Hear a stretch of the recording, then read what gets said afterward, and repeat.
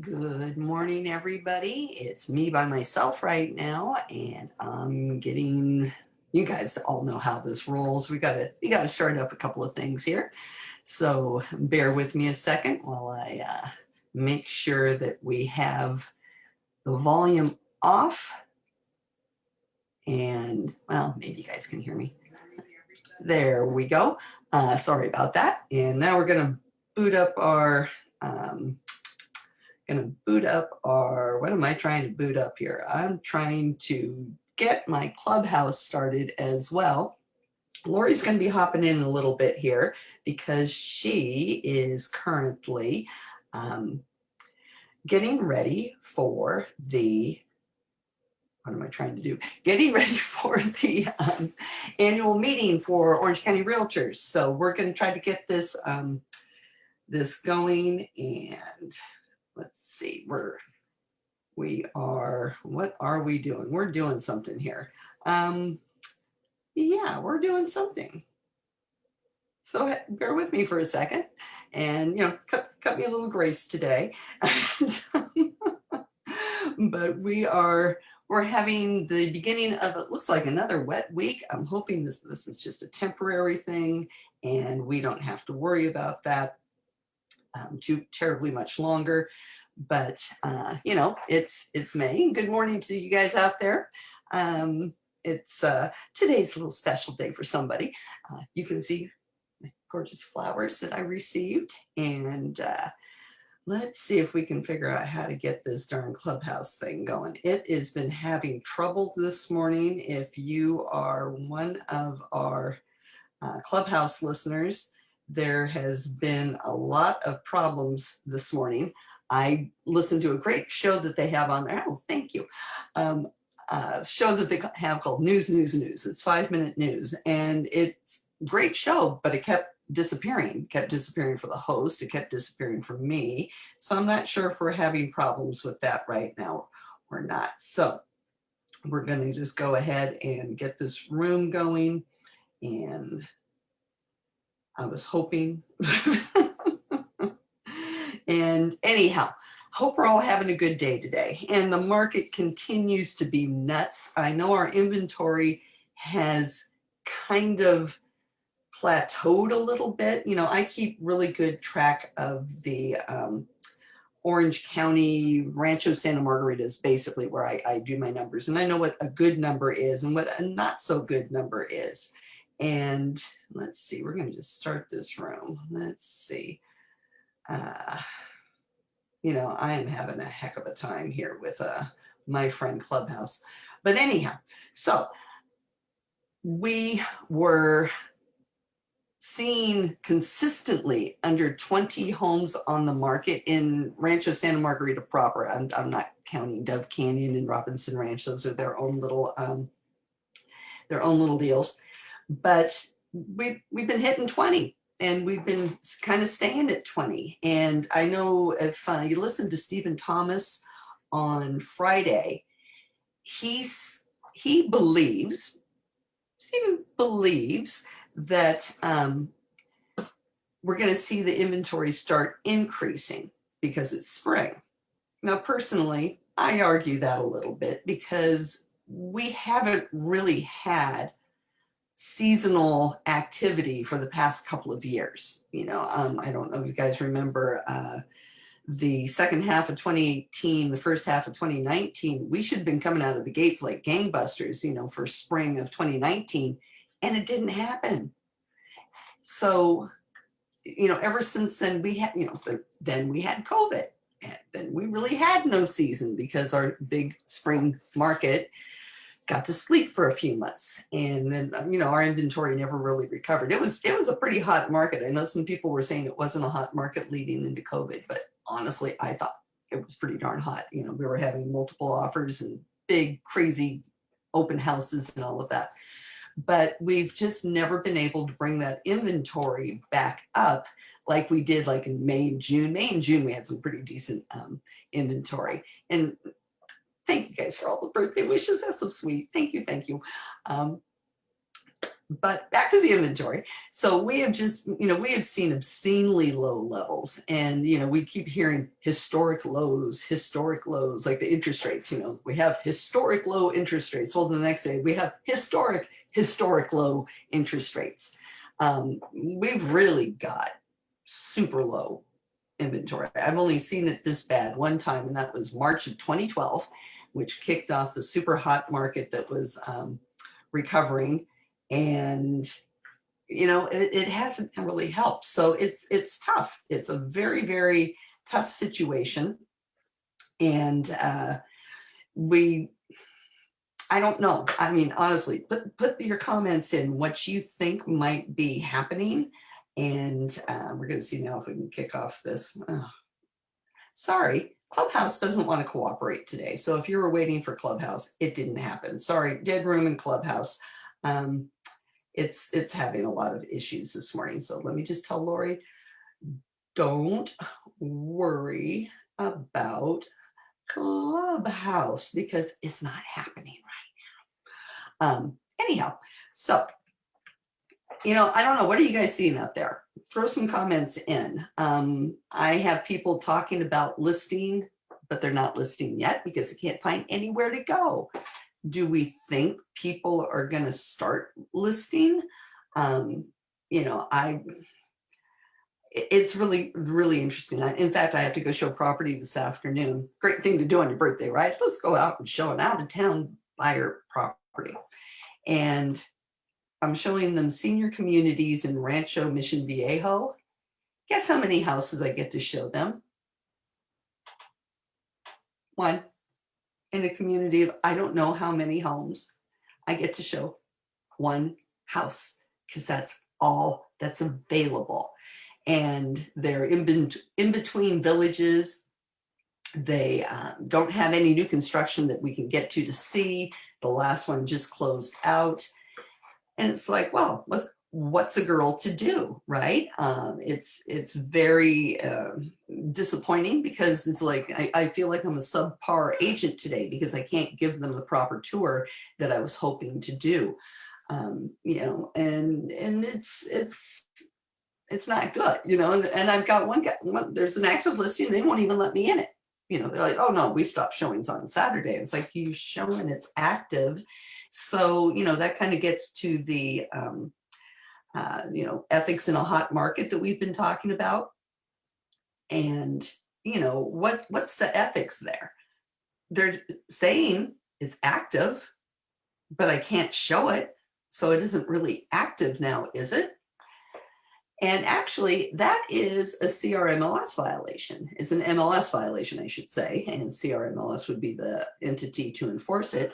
But if I'm feeling a little on the pissy side, which I'm not, because today's my birthday, so I'm not going to be pissy.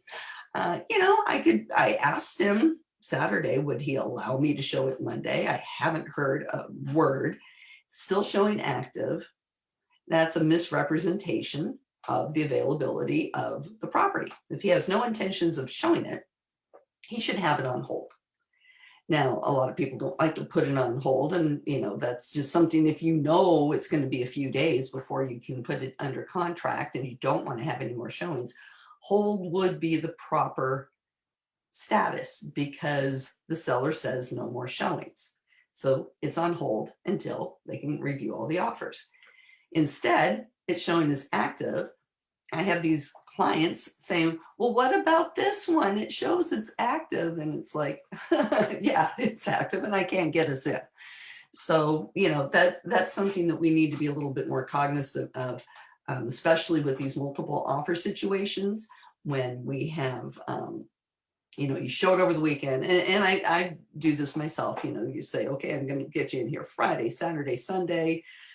Really don't want to do anything past Monday. If I'm not going to show it Monday, I darn well better put it on hold, because that way I am not making agents look bad. I am not giving consumers a bad representation of the market. It's like, sorry, too late. It's on hold. You can't see it. Maybe we don't have anything good popping up. Maybe I might let them in. And, it's a tough one. So be careful out there when you are in the offer negotiating process. And if you do not um, want to be showing the property past a certain time, hold is a wonderful thing. So let's see what some of the notes say. Let's see. Inez says, sellers want to sell, but they want to get top dollar, but they're going to have to buy for top dollar. Two clients want a single story home. Yeah. And the pocket listings, that's another tough one. I was listening to a podcast, Clubhouse, whatever the heck it was, over the weekend. And there was a couple of agents talking about the clear cooperation and office listings and how is it really clearly cooperating if the only people that can see it is your brokerage? And what if you're a big brokerage? You might as well just go on and, you're going to be getting as much exposure as, heck, who knows what. Is that really cooperating? Because 2,000 agents within your large brokerage can see your listing, but the general public can't, and the rest of the agents can't.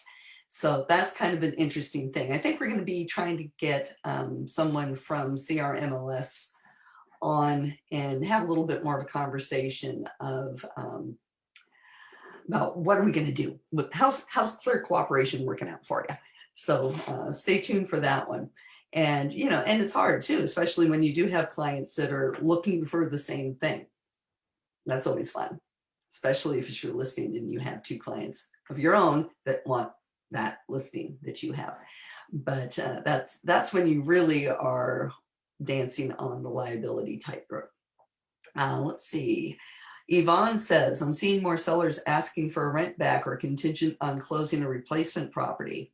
Yeah, that's happening a lot too. I'm seeing a lot of that. In fact, I'm closing on one today in a scenario of 3 properties. And boy, is this fun. I kind of forgot what this is like. I mean, when was the last time that you had contingent sellers and then they're buying a seller's home that is contingent on them finding a house? And, it gets a little scary. How do you coordinate this? We're closing today and she hasn't even done the inspection yet on her house. So what's a girl to do? It's basically a leap of faith for my clients, which they chose to take. We did negotiate a rent back, and we're praying. Now they can be cash buyers, so if we have to, hop into something, we could do it. But waiting for the seller to find a place, and I will tell you, this is not for the faint of heart. This is nasty stuff out there. The stress level is crazy, and finding somebody that will take a contingent seller and then for them to become a contingent seller. I think we're going to be seeing a lot of interesting things out there, especially, if we're seeing more and more. The rent backs, are relatively common this time of year, but the rent back to be able to go out and find a place, that's going to be fun. So let's see. Okay, dual agency is at risk now. Many states don't allow it for obvious reasons. Yeah, and that's very true. I think it's one of those things that if you're a good agent, and you're an ethical agent, and your clients, both your buyer and your seller, interest is key, not yours in the check, not yours with, look how much money I'm going to be able to make and how I can advertise. I represented the buyer and the seller. That is a tightrope. It can be done successfully if you go into the situation looking at making it a win-win-win situation where nobody is, getting the short end of the stick. You let the parties negotiate for themselves. You have to be very careful on how you present the offer to your seller. And I always let my sellers know beforehand when I'm taking a listing that if I do represent a buyer, number one, I have to get their permission. it's, it's like somebody wants to write an offer through me. Will you allow me to do this? This is up to you. If you would feel more comfortable with another agent representing them, let me know. And most of them were like, no, no, no, this will be great. And I'm like, okay. And then with the buyer, I give them comps and I'm like, you tell me the price you want to offer. And with the seller for the counter offer, you tell me the price you want to counter. And sometimes, it works. I've had a couple where I couldn't get my own offers pushed through, which is absolutely fine with me. I'd prefer if I don't have to represent the buyer.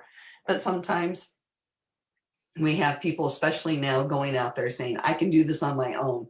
I can go find these properties. I can do this. And, they ask every listing agent, well, there's going to be a substantial discount in this, isn't there? Because you're representing me. And, I always explain to them, there is a discount written into the listing contract that will help them obtain a better price. But that's really not their business. And, I'll let them know what my compensation is for the transaction. But, it's like, do you go to the dentist and beat up your dentist? I guess in this case, you'd be beating up the dentist and the hygienist as well, but that's no good. And, it's definitely, in this market, you really want to be careful though, because of the lack of inventory. It could be seen as not offering your client, your seller, the highest available dollars on the market for their home. Okay, let's go back to the comments. And again, thank you, thank you, thank you. This is so nice. I recommend everybody do a Facebook Live on their birthday. If I could have got the darn Clubhouse to work.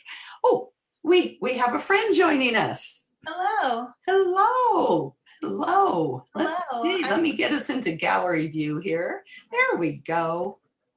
Just like magic, I popped in. You just popped up. I'm like, hey, here I am. Hopefully you weren't talking about me. No, I didn't talk about you. I was just, everybody had to listen to me babble on and on and on. It's okay. I would have liked to have been here from the start. I had Orange County Realtor presidential duties, preparing for our annual meeting, which I hope you are all planning to attend. That starts at 11. So we had a run through of that. But I really wanted to be here to wish you happy birthday. Well, thank you so much. Notice anything in the back? Yes. You know who gave me those? I do know. My wonderful friend Lori. They're so far away, you can't see them. I know, they're too tall for under this. So it's like, oh, this isn't good. Maybe I could have put, well, no, that's the same height. That's the best I can do. That's okay. That's okay. At least they made the frame. I so appreciate it. Yeah, so I wanted to be here to, kick off our birthday celebration meeting, and got hung up on another meeting. Well, don't worry. I'm just hung up on Clubhouse because it's just like, I don't know why I can't start a room. And, what you going to do about that, right? It's okay. Today was not intended to be a day of heavy content, so maybe we're better off not having on Clubhouse, unless that means our nerdy realtor friends that we're going to listen over there instead of here. I don't know. So anyway. Yeah, they're having a lot of trouble on it this morning too. So it's probably better. Yeah. My favorite show I was telling you about yesterday, News.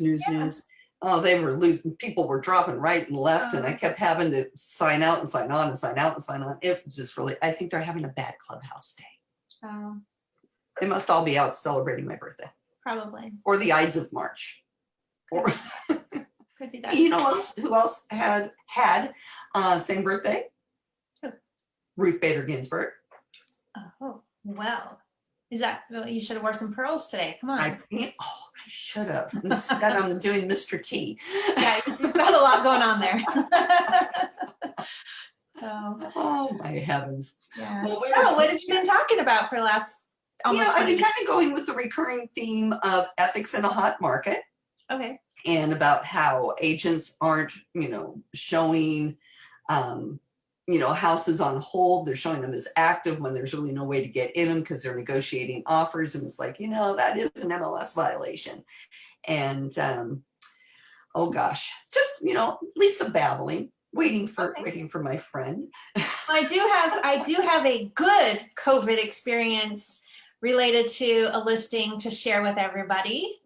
You tell. I was so excited. I did a double take. So I'm out on a walk in my community on Saturday, and I'm coming back to my house, and I see a house a couple doors down that's for sale. I'm like, oh my gosh, they had the COVID poster on the door. Oh my gosh. I was like, wait, what? I haven't seen one of those in ages.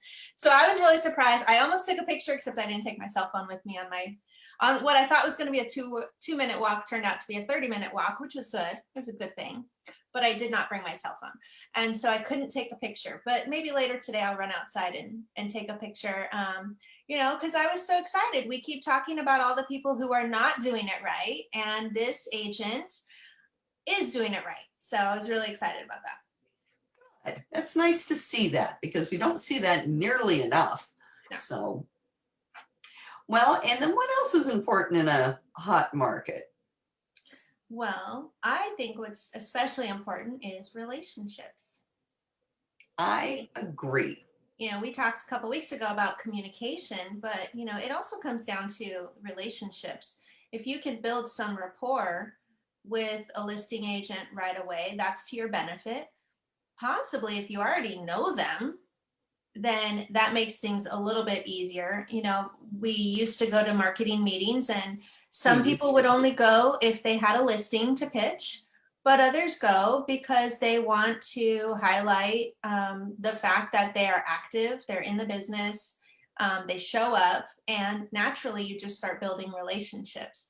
And the funny thing is about that, even if you go to a marketing meeting, and right now you can go via Zoom. So don't hesitate just because, it's on Zoom and not in person. But if you go and you show up, even if you don't say a word to anyone, people think you're a good agent. Why? Because you show up. So why are you smiling so much? What's happening? Are you getting birthday wishes? I'm just sitting here just going, how am I going to fix my Clubhouse problem? But I concur. And the relationships that we do build, those will carry you through at times like this. Because, how about the story of the last property you sold? Yeah, so the last property I sold in December, wrote the offer middle of November, and I did what I thought any agent would do, which is I picked up the phone and called the agent and said, hey, I'm planning to write an offer. What do you need to see in the offer? And I got the information I needed. I think they emailed it to me. And then when I prepared my offer, I emailed it, and I put some information in the email, but I also called and left a voicemail, and I sent a text message, not, in a harassing way, in a very friendly, hey, I just want to let you know, I submitted my offer. And the text message was, hey, just wanted to let you know I left you a message that I sent you an offer. Not pushy, not bossy, just, communicating. And the agent called me right away, and we were the first offer in, but she was expecting another offer or two, which she ultimately got. But she basically, we chatted for 10 or 15 minutes about the offer and about the buyers and about the market. And at the end of the conversation, she said, I really want to work with you. But I've got to present all the offers. And so I didn't do anything that, in my opinion, was above and beyond. To me, that was the norm. That was what should have been expected of me. And somehow I built a relationship with her because I didn't know that agent. Although I did throw in, I knew about 7 of the agents that worked at her company along with her. Not on our team or anything, but in the same office. So, that helped. Did I leverage those relationships? A little bit, because I basically said, hey, I know these six or 7 people, if you even want to just ask them about me, feel free. And so relationships are so important, and you can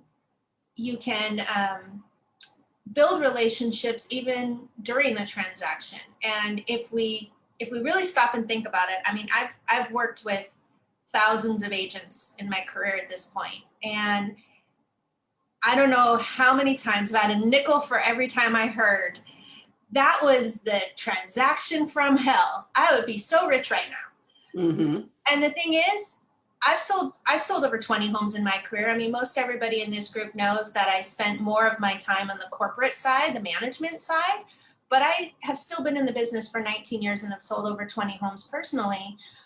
I've never had a transaction from hell. Never. Cross your fingers on that one. I'll cross my fingers, but you know what? I mean, we have, I don't know. I can't say that I'm the most exceptional communicator, but I try to look for solutions. Yeah. Well, and also too, I mean, you work to nurture that relationship, and that was kind of like, the lead in for, my little graphics was nurturing relationships because, you mentioned that you didn't know this agent, but you did nurture a relationship to the point where she's like, I got a better offer, but I want to work with you. That's right. I forgot to mention that. So I Yeah. remember I mentioned it in the past. Yeah, we were not the best offer. And you had situations happen in that transaction that probably would have torpedoed pretty much anybody else. And the woman got it through. That's all I can say about that. Yeah, even, we had an appraisal issue. I mean, I worked my tail off to get that appraisal up. As a buyer's agent, I worked my tail off to get that up, which was, not something I was used to needing to do. It's always the listing agent that has to do that, but not in today's market. You can't, your buyer doesn't want to go look for another house. So you got to work your butt off to get the appraisal up. And when it did come up, but not to the offered price, we were still about 15,000 off. The lender asked me, is this worth it? And I said to my buyer, it's absolutely worth it. They'll bring in 15,000 extra to stay in escrow and to get this house that they really wanted. When I let the listing agent know that the appraisal came up, but we were still off, I left her a voicemail, and I emailed her the information, but I left her a voicemail, and I'll be honest, I was scared to say this, but my buyer asked me to. My buyer asked me, can you ask the seller if they'll come down? I did not want to ask that listing agent that question, but my buyer asked me to. So it's my duty to relay that question. So I'm leaving this voicemail and I'm thinking in my head, oh, I really don't want to ask because this has been such a good transaction. I don't want to blow it up. So I asked, and I even said, I really hate to ask this question, but my buyer has asked me to relay this to you, and just wondering if by chance the seller would come down. I understand if they won't. End of phone call, end of message. An hour later, I got a phone call and said, thanks for your message. I talked to the seller, and the seller wants to reduce the price by $5,000 for your buyer. Don't ask, you don't get. You don't ask, you don't get. And you know what? That seller had no reason to lower the price. They had no reason to do it. But they just liked us, and they wanted to stay in escrow too. Well, and it's interesting because we always think of appraisal as a all or nothing situation. That, if it's an FHA or VA buyer, yeah, it kind of is an all or nothing situation. But for anything else, it's like, okay, well, it didn't appraise. Doesn't mean the deal's in the toilet. Right. If your client doesn't have that money, the seller can reduce the price.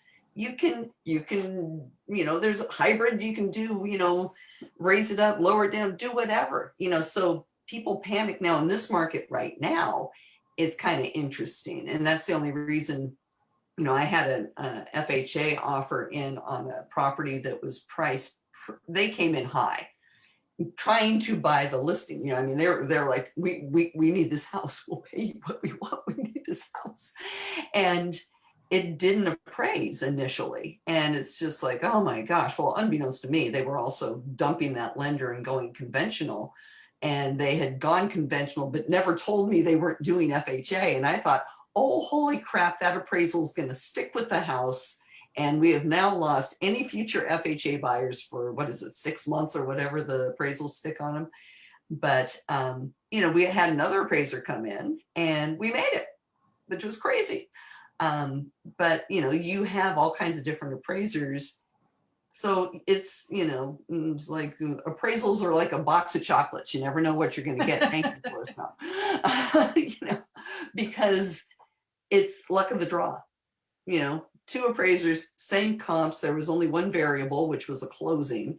And we were able to get it through the next time. But even if we hadn't, we were planning on coming down a few thousand because my clients didn't want to go through all of that again. I think the sellers are tired. Where are they going to go? It's like, oh yeah, we're doing an open house. You need to leave. Well, where am I going to go? I don't know. And I really don't care. Just get the heck out of your house for 2 days.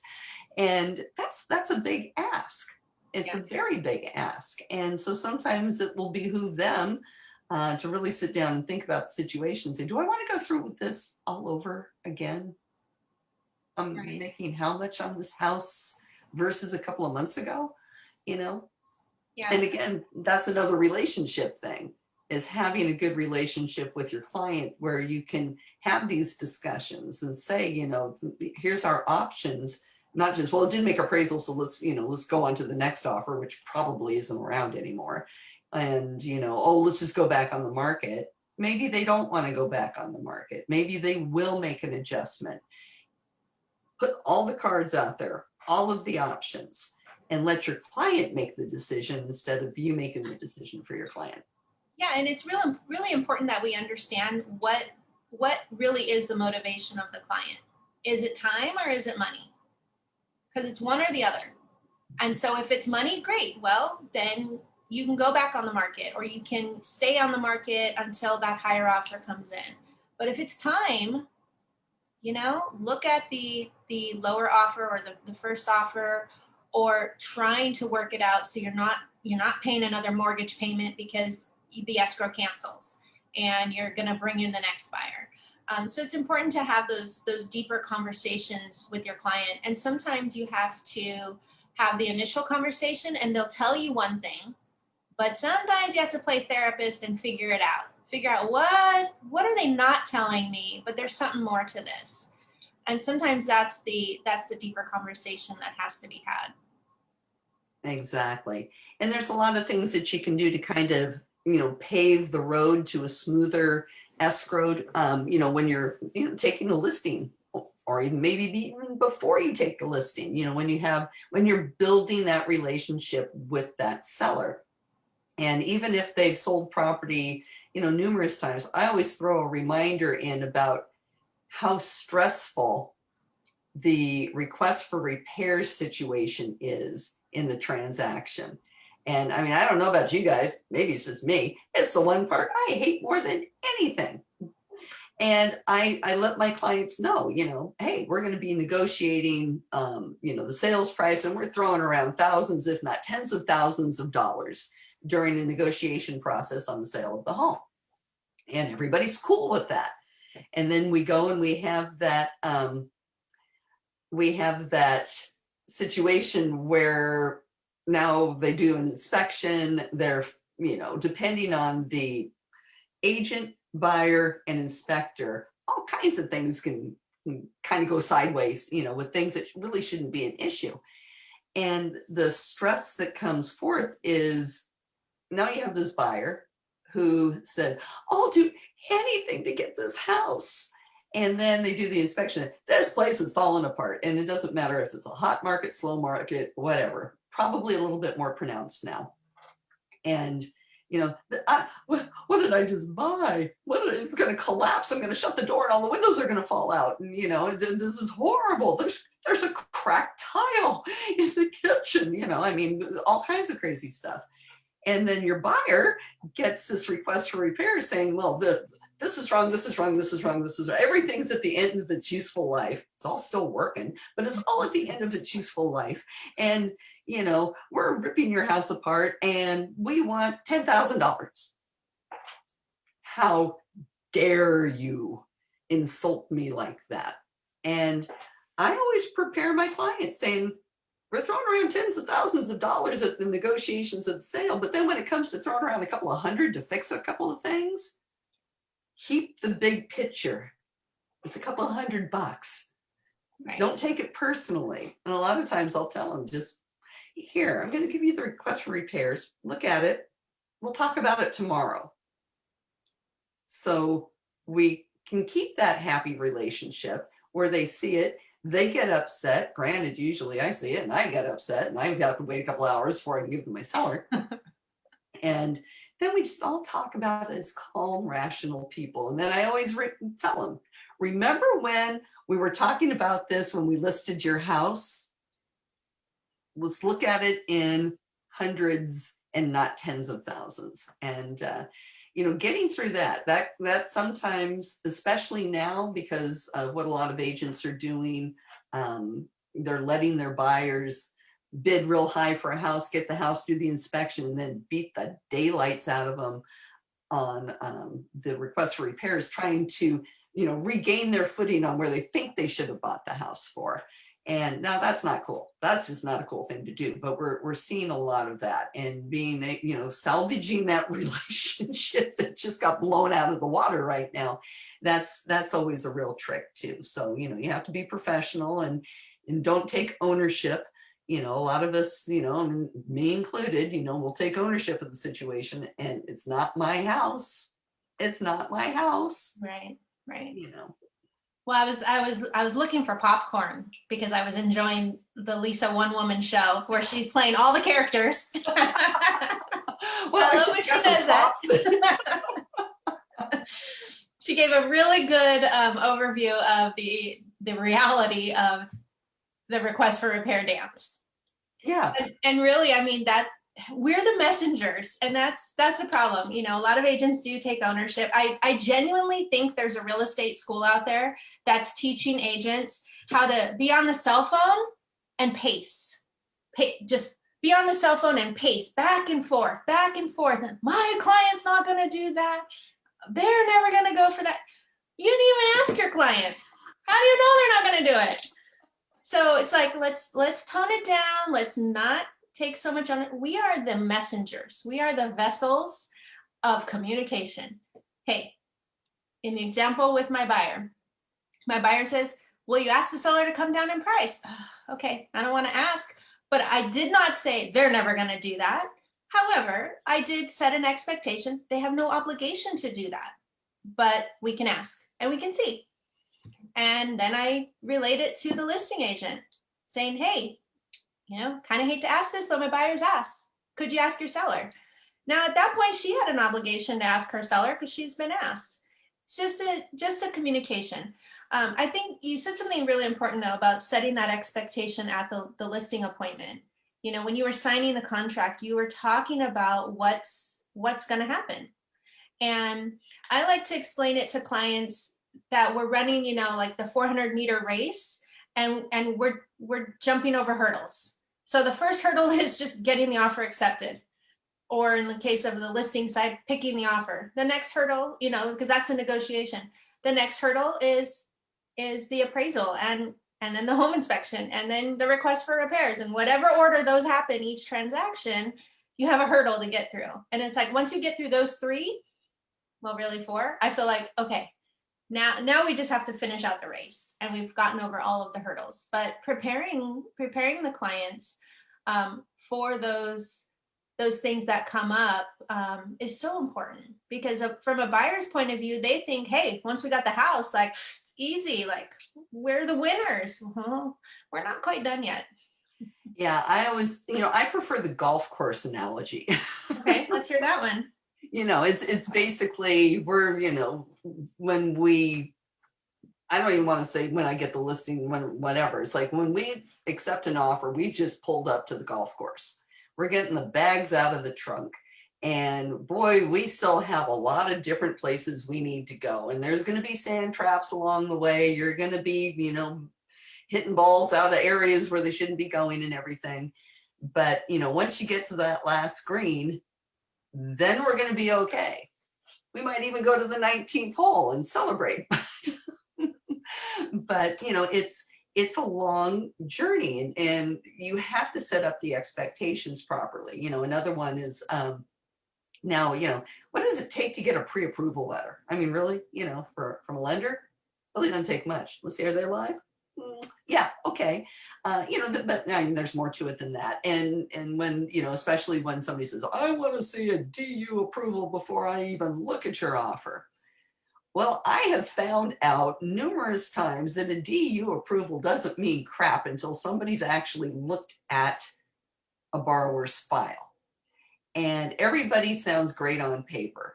It's basically just making sure that you're dealing with people that are telling you the truth, that the buyer has been asked the proper questions. You know, last year, come May and June, one thing that we didn't know we needed to be asking our buyers, and the lenders certainly weren't asking until they ran into this a million times, was, did you file for a forbearance with your lender? And they're like, well, yes, I did. And it's like, okay, you've just, you know, if you're not making payments, a lot of people filed for forbearance and made payments, so they're okay. But the people that didn't make the payments, because, you know, frankly, you know, I think pretty much this is most of our first go round with a global pandemic. You know, we don't have a whole lot of experience with this. And Right. there was a lot of systems that were thrown together that were trying to fix it. And people were told it will not affect your credit. Well, it didn't affect their credit, it affected their payment history. And when the lender would pull up the credit report, everything was hunky dory until they found out that there was a problem with the payment history on their mortgage or their car or whatever it was. Nobody really told them that their payment was going to be affected. And DU approvals meant nothing. You could pump them out all day long because it is not going to pick up that payment history. And the same thing is for tax liens. It's not going to pick up tax liens. And oh gosh, there's something else. Um, one of my clients had done a loan modification, and there was some loan forgiveness that was done in the process of the loan modification. And when they actually pulled up his whole file, it showed up as a short sale. And it's like, how can this be a short sale? He's living in the house.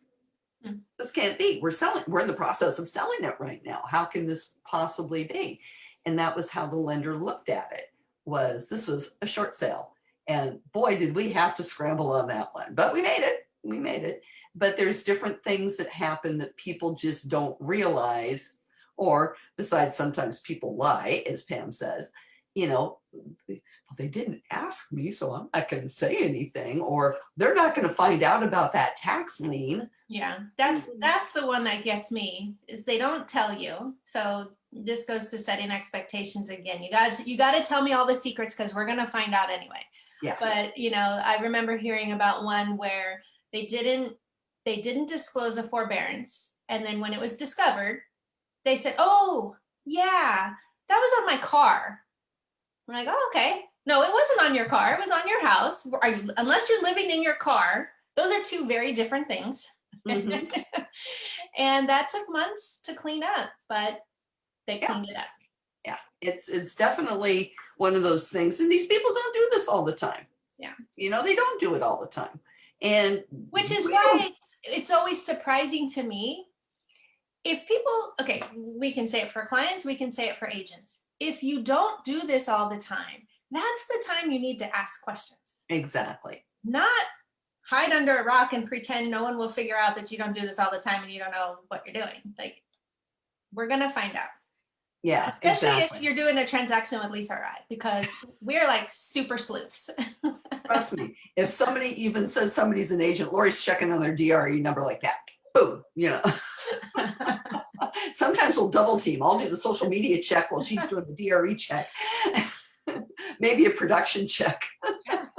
And we get impressed. Some people doing some really great things out there, and it's good to know. And then others, they kind of sound like they're doing a lot of things out there and they're not. Exactly. Exactly. And, you know, and I think, you know, kind of going back to the loan situation for your sellers, just prepping your sellers that you're going to do the best you can to be sure that they have a pre-approval letter. And, and I'm sorry I'm going to say this, but, checking on it, calling the lender doesn't necessarily mean that the lender is going to say, oh, did I write that letter and tell you that? No, of course they can't get a loan. What are they going to tell you? They're going to tell you, of course, this person's an excellent buyer and blah, blah, blah, blah, blah. Well, they probably don't know about the things in the file either, so, I always try to set realistic expectations with my sellers to keep that relationship good. I want them to know I didn't drop the ball for you, but there's things out there that can possibly happen that maybe look good at the time, but then when we get deeper into it, now we might have an issue. So just remember that pre-approval is not a guarantee that this person's going to be able to get that loan. So, there's so many different things that we just kind of really have to, think about when we're talking about a listing, setting up the realistic expectations that this is not pretty. Everybody thinks this job is easy. No, the job really isn't easy, because what's going to happen when the appraisal doesn't come in? What's going to happen when the buyer can't get that loan? What's going to happen when something crazy's happening? You have to have the expertise to be able to say, okay, I'm going to, zen out for a second, take a deep breath. Okay, this is what we can do. And being able to do that and showing your clients the true value, but you can do that by setting expectations up front. So they know you're working for them. They know that you're working hard for them. Oh, let's see, we got some comments in here. Let's see. We have a talk from Yvonne about a VA loan. She went to a listing appointment. Seller asked me about possible buyers with a VA loan. She shared her support and positive experience with VA loans. Apparently, the competition had a negative response. So the seller happened to be retired military, and I think really liked what Yvonne had to say. Yeah, and I think really too, that's something, Pam said, doesn't that tread on the fair housing issue, which is something we really haven't talked a whole lot about, and maybe we'll devote a whole morning to.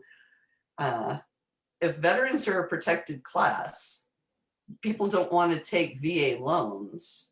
Well, source of income is a protected class too. So if you're Mhm. if you're judging the criteria on what type of loan they're getting, that would fall under the source of income category. It's not normally what we think of, but that's where it fits. Yeah, and I mean, what about those agents like the one that Yvonne just beat out of the listing? Saying you don't want to do those. I mean, we'll have to make that a topic, because I think that's a very important one. VA buyers are good buyers. VA buyers earned that opportunity to be able to buy with a zero down payment. Doesn't mean that they're any less of a buyer than somebody coming in on literally a 20% down or 10% down or whatever. But we'll talk about that on another day. And Harry, I'm not going to even talk about your comment because you're Harry. Let's see. Claudia says, I've always had a pre-listing inspection done. Then we go over all the items that are potentially going to end up on the seller repair request. Seller can opt to fix them ahead and hold the line later. I've never had a seller blindsided nor buyers that got greedy with the pre-listing inspection report provided.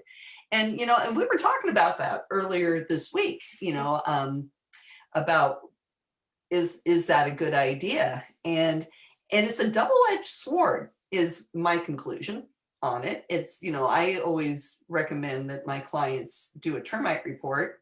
So, because, usually that's where the big money is going to hit. You want to know if you're going to have to do a fumigation on your house, because not only is it a lot of money, but it's also a huge inconvenience. I mean, if you need that clearance to close that loan, well, how are you going to basically move out and then move back in so you can close your transaction? Because it's just a nasty deal.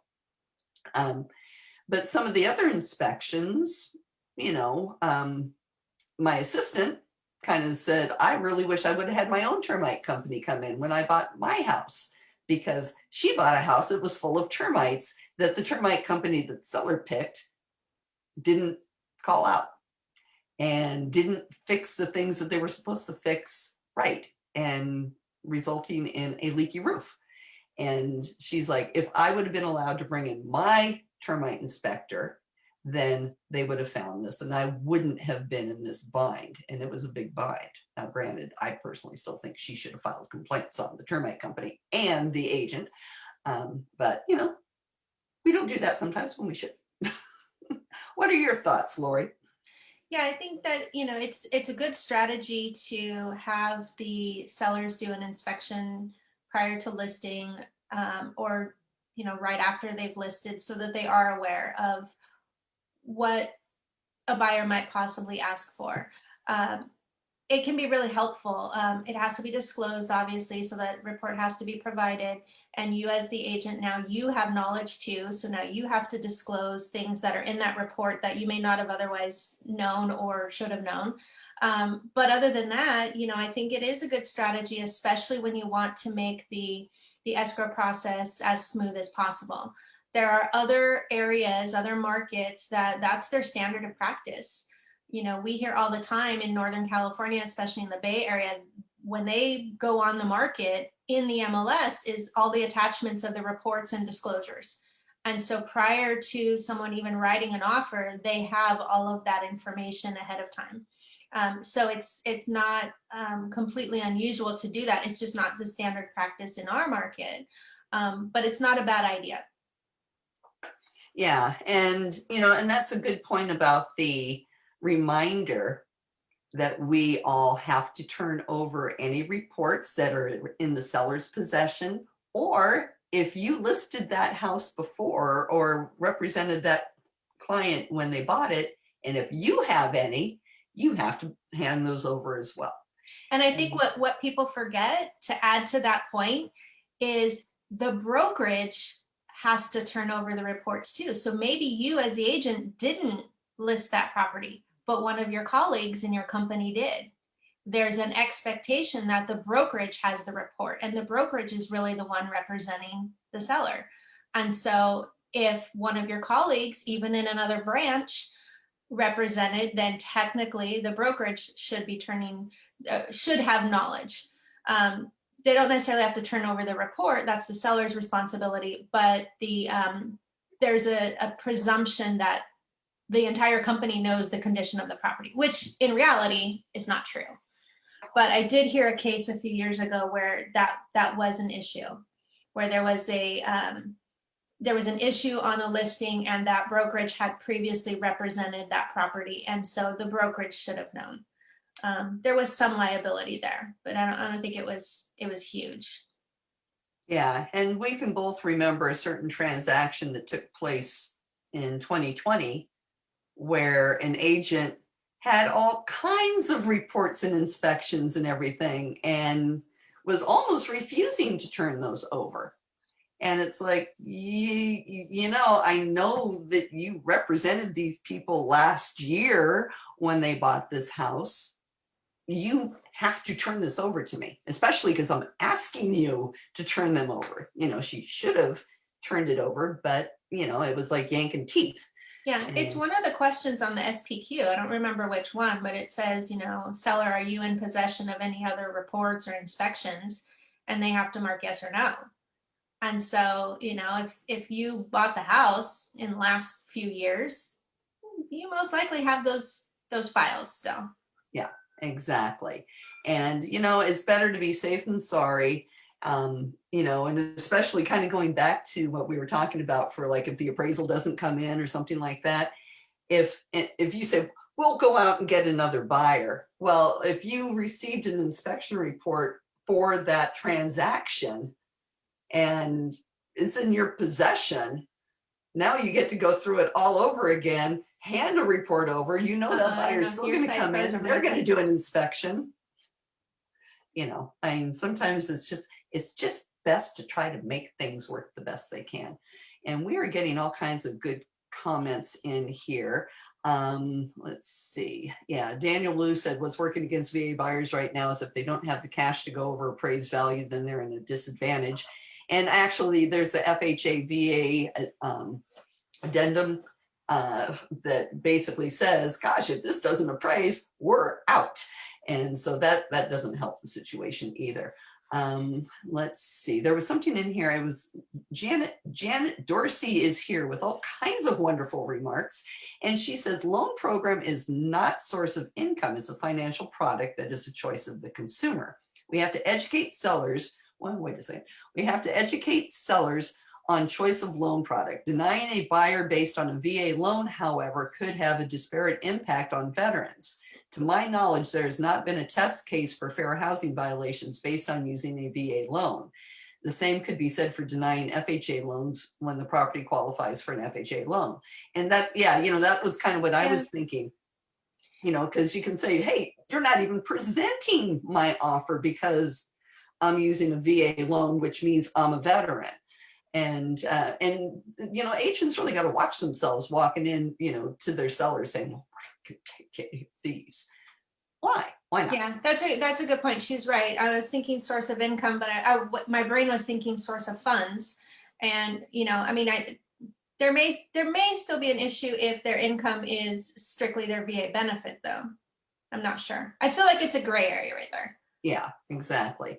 And she also said, read the MCA, great info on non-contingent offers. Buyer's agent should review the MCA with clients before deciding to make a non-contingent offer. And yeah, I'm seeing stuff that's scaring the daylights out of me out there right now, with we're removing all contingencies.